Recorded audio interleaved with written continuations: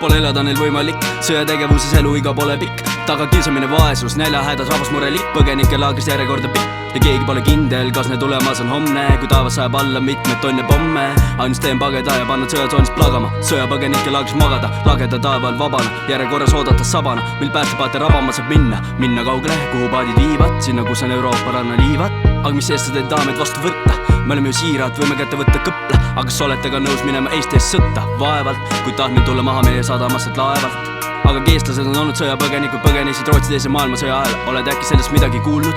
Jah, aga meie sõjapõgenikud olid ainult naised ja lapsed, mehed koju ei tulnud, mehed on sõjas või surnud. Okei, aga nad elandavad majandust, tuleb juurde tööjõudu. Aga kas meil mitte hiljuti olnud suur tööpuudus? Tulevad lihttöölised töödele, millel on niigi suur nõudlus. Nagu neid töökohti oleks küllalt meil, tuleks siis juurde spetsialiste või professoreid, aga ei. Ja mis nad peaks tööle minema, kui neil kaotus pea kohal ja laual on leib? Veits alla alampalgatoetust ja jalkad mängides kaob neil kodumaa lein. Isegi paljud oma rahvuslased ei ela nii hästi meil.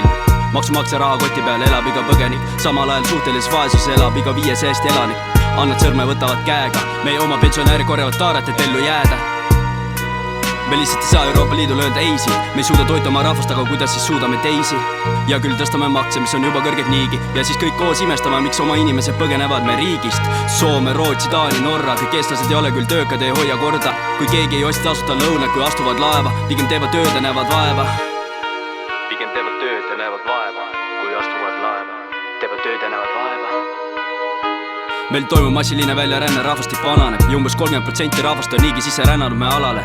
Eesti on Euroopas 3. kohal välismaalaste arvu poolest niigi ja ka iive negatiivne, milleks üldse meile vaja neid piire, kui piiritlemata tasme kõiki sisse ei pea piiri. Võõra rahva, võõra kultuuri sisse toomine, säilita Eesti rahvast ja meie kultuuri. Tuleb leida teisi lahendusi, teisi suundi, ei tohi olla nii saamatut, sest minnes nii edasi on eestlased ainult ajalooraamatus.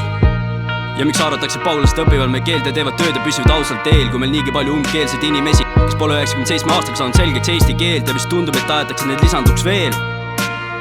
Eestlane ei vihka võõrad, me kardame neid, kuna vähe on meid. Võib-olla me kardame asjata, kuid ajalugu annab meile põhjust olla umbustlikult kõige võõra vastu siin ilmas. Aastasadu sõjal me maa pinnal, põletatud küla, hävitatud linnad. Aastasadadega on see kasvatanud vimma ja teinud ettevaatlikuks meid veits nagu võõrasrahvas on meid orestanud, peksnud, vägistanud aastasadu, okupeerinud maid, maju ja talud, mis seisus korduvalt hävitanud. Me rahvas küüditatud, orestatud, alandatud, haiguse ja näljaga hävitatud. Ja meie isad ja vanaisad pandi sõjaväkke võõra riigi eest võitlema.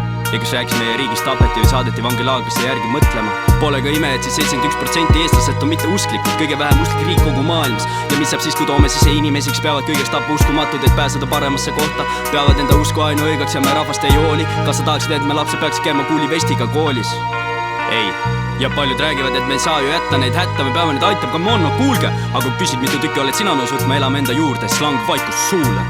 Sest kõik on kõvad mehed rääkima ja ohkima, aga tegusid pole näha ka binokliga. Ja meil pole otsest süükoormat teatud maade ees ka, kuna me pole olnud kunagine koloniaalriik, nagu seda on Inglismaa. Aga meie vabariik pole ka vaba ja iseseisev, meie eest teevad otsused teised, Brüsselis tehakse neid ise ja me saaks ka ilma. Me vajame Euroopa Liitu rohkem, kui tema meid vajab. Kui me poleks NATO-s, lendaksid meid üle hoopis Vene hävitajad. Me täidame pimesi käsud ja korraldused, mis me poliitikud Brüsselis kuulevad ja jääme lootma, kui meil asi hapu, et nad siis ikka meile appi tulevad. Aga see, et me ei taha pagulasi vastu võtta, ei tähenda, et me nendest ei hooliks. Pole vahetsus soor, rahvusel või nahatoonil. Ole kas või sinine või roheline, inimene on ikka inimene. Meil kõigil abi vaja vahel, aga abi andmiseks on vaja tahet. 200 pagulase vastu võtta ei ole küll nüüd maailma lõpp ja ei pruugi meie jaoks palju muuta, kuid 200 inimese jaoks see tohutult muudab.